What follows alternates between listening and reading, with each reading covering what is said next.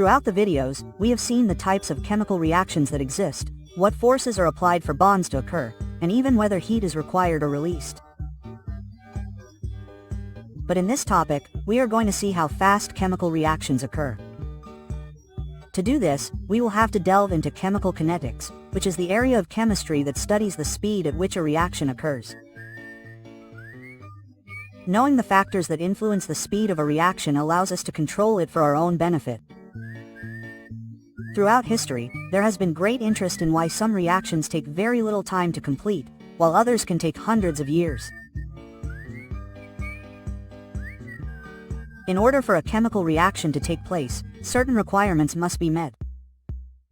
First, an initial energy called activation energy must be supplied.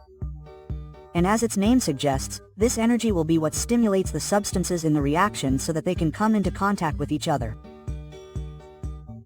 In other words, activation energy is the fuse that gives rise to a reaction. This is because the vast majority of chemical reactions require energy to stimulate the substances so that they can move in order to react. Activation energy can be defined as the minimum energy needed for a chemical reaction to take place. This movement will cause the substances to collide with each other and thus break their bonds to form new substances that will be the products. The orientation of the substances is also a very important factor, since if this orientation is not correct, when the collisions occur, the desired products may not be formed. We can say that chemical reactions are the result of collisions between the substances of the reactants, and these collisions will be controlled by the concentration and temperature. Since, the higher the concentration of the reactants, there will be more particles to collide with, and as the temperature increases, the particles will move faster, since they will be given more energy and, therefore, they will be able to collide, increasing the number of effective collisions. As we have just said, the higher the concentration, the greater the collisions, since there are more reactants to interact with and thus form products. This means that concentration greatly influences the reaction rate. Therefore, the reaction rate depends largely on concentration. Therefore, the reaction rate can be expressed as the change in concentration with respect to elapsed time. If we know how the concentration of the reactants decreases with respect to time, we can know the reaction rate with a negative sign, since the quantity is decreasing. Likewise, if we know the concentration of the products in the time interval, we can also know the reaction rate, which must increase with time, since products are being formed from the reactants. In chemistry laboratories, there are several specialized pieces of equipment to measure the concentrations throughout the reaction and thus be able to know how they vary. There is a relationship between the reaction rate and the concentration of the reactants, and there is a term that relates them to each other, called the rate constant, represented by the letter K, which as its name suggests is a constant value in the equation.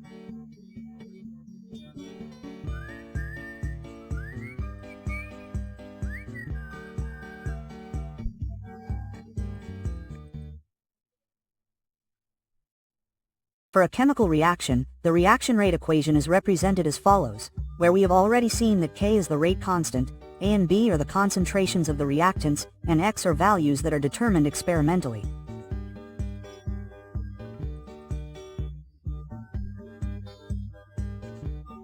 These exponents relate the concentrations of the reactants to the reaction rate.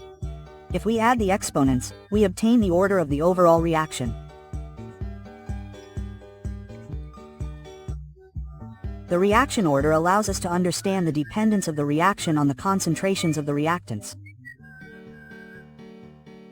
Let's suppose that we want to know the reaction rate for this equation.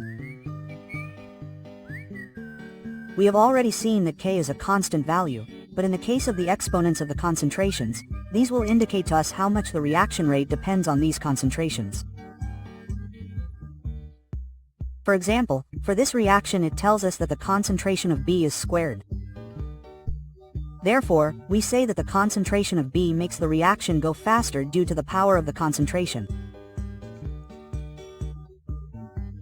This reaction indicates that it is first order for A, since this concentration is raised to the first power, and second order for B, since it is squared.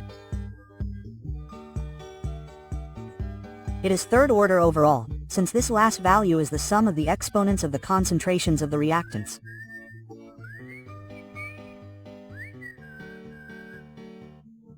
First-order reactions depend on the concentration of a reactant raised to the first power.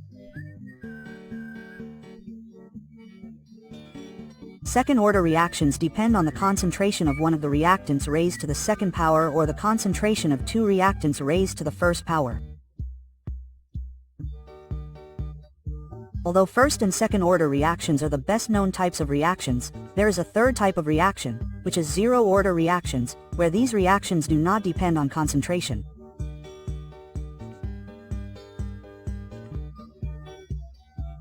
As we have seen throughout this video, there are factors that influence the reaction rate, including the type of substance, size, and variety of reactants, since these factors have to do with collisions so that substances can form new products.